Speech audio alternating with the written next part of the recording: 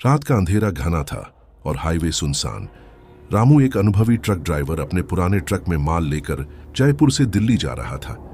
रास्ते में एक जंगल पड़ता था जहां से गुजरने की बातें सुनकर बड़े बड़े ड्राइवरों के पसीने छूट जाते थे।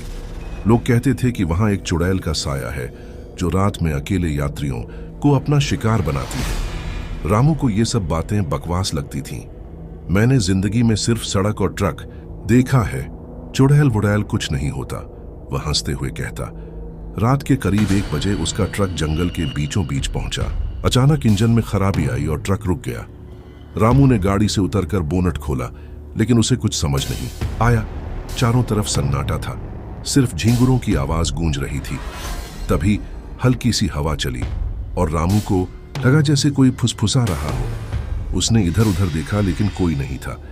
वह वापस ट्रक में बैठने ही वाला था कि उसे सड़क के किनारे एक औरत दिखी। सफेद साड़ी में, लंबे बाल और चेहरा ढका हुआ, वह धीरे धीरे सड़क पर चल रही थी। रामू को थोड़ा अजीब लगा, लेकिन उसने सोचा शायद कोई गांव की औरत होगी। उसने आवाज लगाई, ए बहन, इतनी रात को यहाँ क्या कर रही हो? कहीं छोड़ दूं? औरत रुकी, लेकिन जवाब नहीं दिया।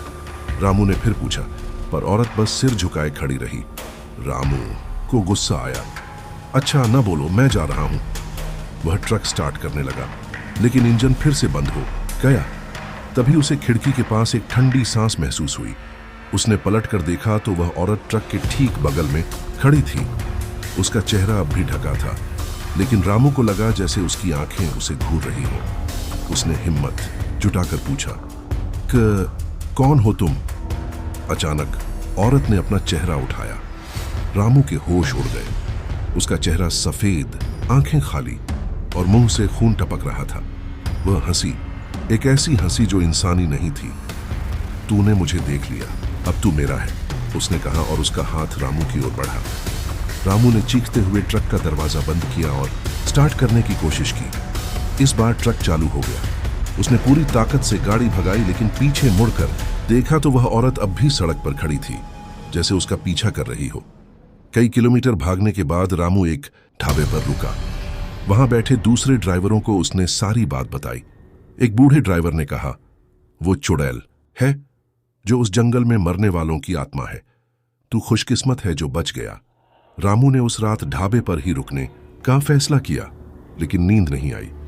उसे अब भी लग रहा था कि कोई उसे देख रहा है। रामू ने उस रात ढाबे पर बिताई, लेकिन उसकी आंखों में नींद का नामो निशान नहीं था। हर बार जब वह पलकें बंद करता, उसे वही भयानक चेहरा दिखता, सफेद साड़ी, खाली आंखें और खून से सना मुंह। ढाबे का मालिक, जो रामू की हालत देख चुका था, ने उसे एक ताबीज दिया और कहा, इसे गले में डाल ले बेटा, ये तुझे बुरी आत्माओं से बचाएगा। रामू ने ताबीज पहन लिया, लेकिन उसका दिल अब भी धड़क रहा था। सुबह होते ही रामू ने ट्रक स्टार्ट किया और दिल्ली की ओर बढ़ चला। उसने ठान लिया था कि वह अब कभी उस जंगल वाले रास्ते से नहीं जाएगा, लेकिन दिल्ली पहुंचने के बाद भी उसका पीछा उस चुड़ैल की यादों ने नहीं छोड़ा। रात को जब वह अपने कमरे में सोने की कोशिश करता तो उसे फुसफुसाहट सुनाई देती। कभी खिड़की के बाहर कोई साया दिखता तो कभी दरवाजे पर हल्की खटखट। रामू डर के मारे पागल होने की कगार पर था। एक दिन उसने अपने पुराने दोस्त और ट्रक ड्राइवर श्याम को सारी बात बताई। श्याम ने गंभीर होकर कहा, रामू, तूने उस चुड़ैल को देख लिया, अब वो तेरा पीछा नहीं छोड़ेगी। लेकिन एक उपाय है। मेरे गांव में एक बाबा है जो भूत प्रेत को भगाने में माहिर है। तू मेरे साथ चल। रामू को और कोई रास्ता नहीं सूझा, सो वह श्याम के साथ उसके गांव चल पड़ा। गांव पहुंचने पर बाबा ने रामू को देखते ही कहा, तेरे पीछे एक काली शक्ति लगी है। उसने तुझमें अपनी छाप छोड़ दी है। अगर इसे जल्दी नहीं भगाया तो वो तुझे ले जाएगी। रामू घबरा कर बोला, बाबा, मुझे बचा लो। बाबा ने एक पूजा का आयोजन किया। रात को जब चांद आसमान में नहीं था, बाबा ने रामू को एक हवन के पास बिठाया। चारों तरफ मंत्रों की गूंज थी। बाबा ने रामू के सिर पर हाथ रखा और जोर जोर से मंत्र पढ़ने लगा। अचानक हवा तेज हो गई। हवन की आग भड़क उठी और कमरे में एक ठंडी सिहरन फैल गई। रामू को लगा जैसे कोई उसे खींच रहा हो। तभी हवन के धुएं में एक आकृति उभरी, वही चुड़ैल। उसकी आंखें जल रही थी और वह चीख रही थी, ये मेरा शिकार है, इसे छोड़ दो। बाबा ने और जोर से मंत्र पढ़े और एक त्रिशूल उठाकर हवा में लहराया। चुड़ैल की चीखें और तेज हुईं, लेकिन धीरे धीरे वह धुएं में गायब हो गई। पूजा खत्म होने के बाद बाबा ने कहा, वो चुड़ैल अब तुझे परेशान नहीं करेगी, लेकिन तू उस जंगल से कभी न गुजरना। रामू ने बाबा के पैर छुए और शुक्रिया अदा किया।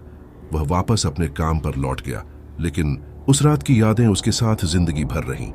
उसने न सिर्फ उस जंगल का रास्ता छोड़ दिया, बल्कि रात में अकेले ट्रक चलाने की आदत भी। रामू अब उस भयानक रात को भूलने की कोशिश कर रहा था। बाबा की पूजा के बाद चुड़ैल का साया उससे दूर हो गया था और उसकी जिंदगी धीरे धीरे पटरी पर लौट रही थी। उसने जंगल वाले रास्ते को हमेशा के लिए छोड़ दिया और रात में अकेले ट्रक चलाने से भी परहेज करने लगा। लेकिन कहीं ना कहीं उसके मन में एक डर अब भी बाकी था। क्या वो चुड़ैल वाकई चली गई थी या सिर्फ इंतजार कर रही थी? एक दिन रामू को एक जरूरी माल दिल्ली से लखनऊ ले जाना था। उसने अपने दोस्त श्याम को साथ लिया ताकि रास्ते में कोई डर न लगे। दोनों ने दिन में ही यात्रा शुरू की ताकि रात होने से पहले लखनऊ पहुंच जाएं। सब कुछ ठीक चल रहा था। हंसी मजाक के बीच दोनों हाईवे पर ट्रक दौड़ा रहे थे, लेकिन जैसे ही सूरज ढला रामू को बेचैनी होने लगी। उसे फिर वही ठंडी सिहरन महसूस हुई जो उसने उस रात जंगल में महसूस की थी। श्याम ने उसकी हालत देखी और पूछा, क्या हुआ रामू, तू ठीक तो है? रामू ने हिम्मत जुटाकर कहा, कुछ नहीं, बस थोड़ा थक गया हूं। लेकिन तभी ट्रक की हेडलाइट में कुछ दिखा। सड़क के बीचों बीच एक सफेद साड़ी वाली औरत खड़ी थी। रामू ने चीखते हुए ब्रेक मारा। ट्रक रुक गया, लेकिन सड़क अब खाली थी। श्याम ने घबराकर पूछा, क्या क्या था वो? रामू का चेहरा सफेद पड़ चुका था। वो वही थी। वो बुदबुदाया। श्याम ने उसे शांत करने की कोशिश की। अरे तेरा वहम होगा, बाबा ने तो कहा था ना वो चुड़ैल अब नहीं आएगी। लेकिन रामू को यकीन नहीं हुआ।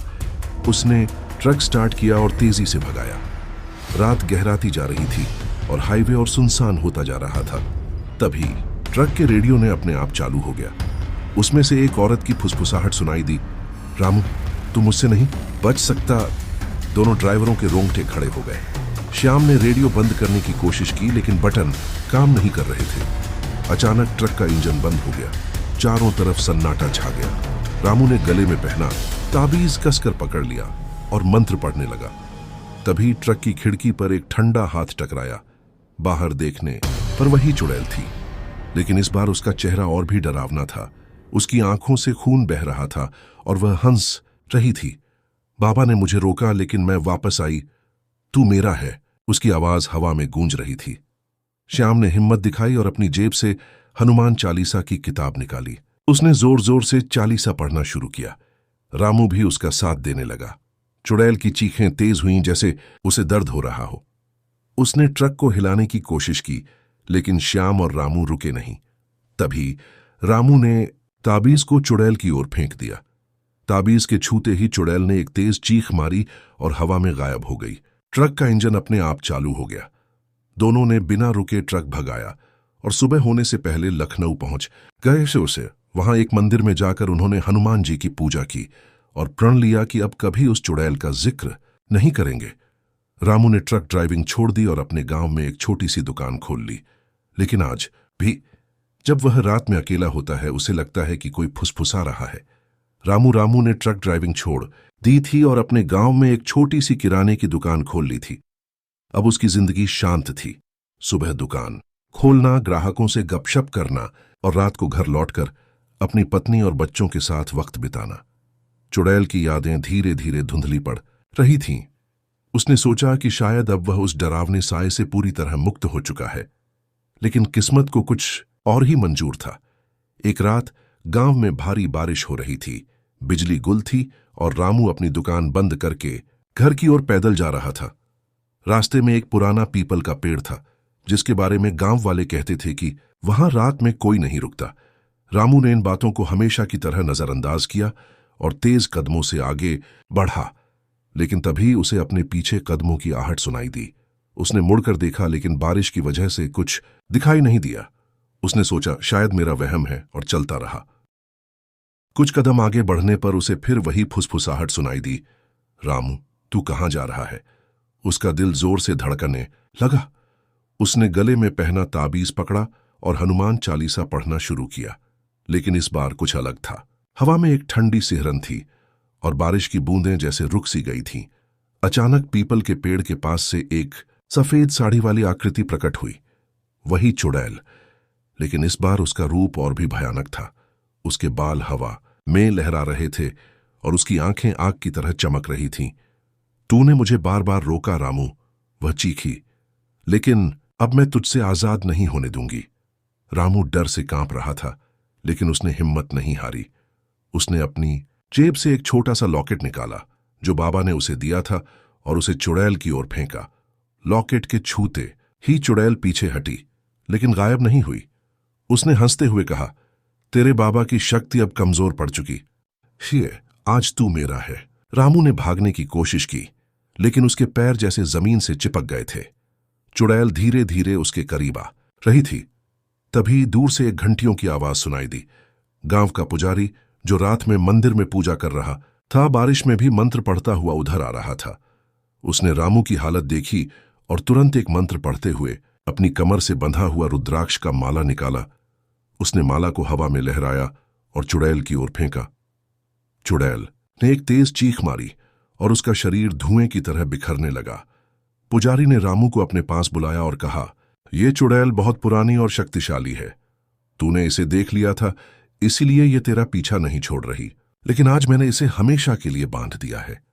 उसने रामू को एक रुद्राक्ष का माला दिया और कहा, इसे हमेशा पहने रहना और हर मंगलवार को हनुमान जी के मंदिर जाना। रामू ने पुजारी के पैर छुए और शुक्रिया अदा किया। उस रात के बाद चुड़ैल कभी नहीं लौटी। रामू ने अपनी जिंदगी पूरी तरह बदल दी। वह अब हर मंगलवार को हनुमान मंदिर जाता और गांव के बच्चों को अपनी कहानी सुनाकर डराता, लेकिन साथ ही उन्हें भूत प्रेत से बचने के लिए मंत्र भी सिखाता। लेकिन गहरे में उसे हमेशा लगता था कि कहीं दूर किसी अंधेरी रात में वो चुड़ैल अभी भी उसका नाम पुकार रही।